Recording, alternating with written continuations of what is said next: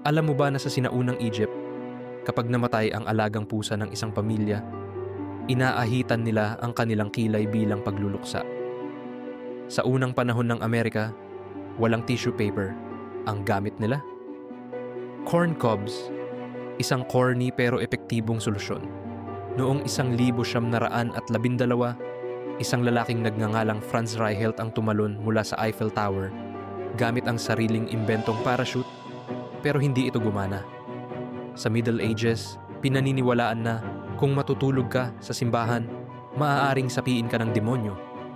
Noong 1904 na Olympic Marathon, isang runner ang sumakay ng kotse sa loob ng 11 milya at nanalo. At sa sinaunang Greece, kung ang isang lalaki ay mag-propose sa babae at ito'y tumanggi, may karapatan siyang idemanda ito. Ano sa tingin mo? Alin dito ang pinaka-weird para sa'yo?